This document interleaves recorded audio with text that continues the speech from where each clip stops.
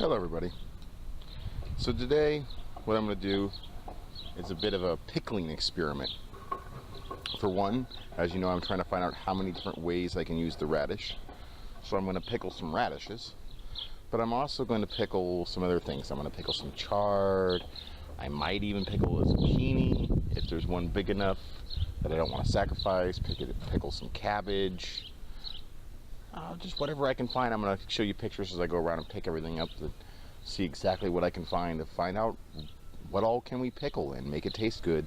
It's the radish harvest for the day that I pulled up, and we'll see what else we're going to mix with this. Big nice long leaf. We'll take it right off there at the bottom and throw that in the mix today. Should be pretty interesting. Now I'm told you can take these, not the big ones, but these little artichoke heads, like this guy here, and you can just cook them right up and eat them whole because they don't have any little hair feathers. So why not try to pickle one of these little guys and see what happens. So there we go. A little artichoke. We're going to put that down in the bottom of the pickling jar and see how that turns out. Well, here's my bucket full. I think I've ran out of room in the jar. I'm not doing that big of a jar today, so we'll press this in and see what happens. Alright, here we go. Here's the radishes that I brought in. I found a second little mini artichoke head, the one kale leaf, and the little bits of spinach leaf. I'm going to cut all this up and stick it in this classic little pickle jar here. And that's about that. Get right back at you. Okay, there you can see the jar. It's about half full with radishes. And now I'm going to add in the spinach and the kale. And I'm going to add in even the stalks here of the spinach and the kale because I want to see how those taste just as well. All right. Actually, at the last second, on second thought, I've chosen not to put the spinach and kale in. I'm going to put a little bit of the dinosaur kale stalk in because it's nice and meaty, but I really don't want it to affect the flavor and the texture. And I'm looking for more of a crispy than you know, the soggy kimchi feel. So I'm going to add a few of these stalks in, but that's it.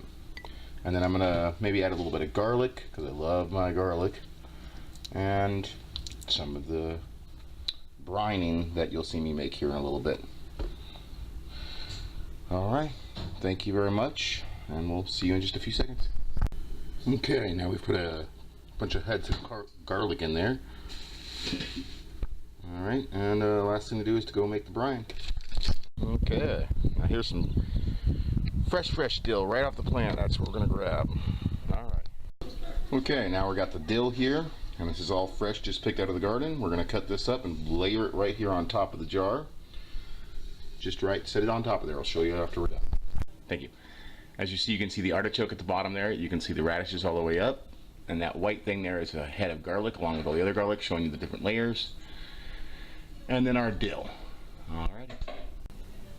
Okay, so I added a cup of vinegar and a cup of water, and now we're adding a little pinch of sugar and salt mixed together, and then we'll just warm this up until it's right before boiling, right at boiling. And that boiling, what that allows it to do is to soften up the vegetables a little bit and really get them going.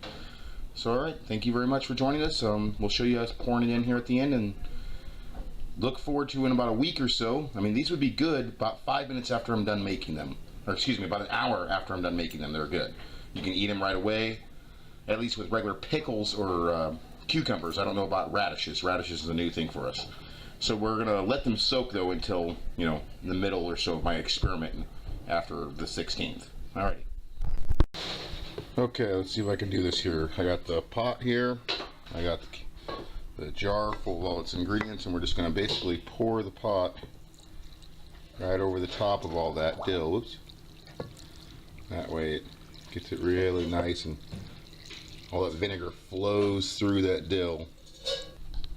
Okay, I'm just going to press that down in there.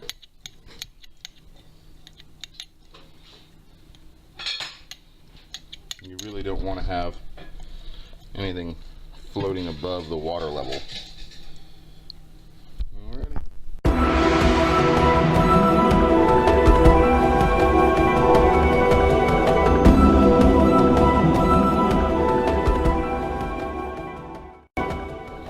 Okay, final footage of the radish pickle project until we open the jar later on.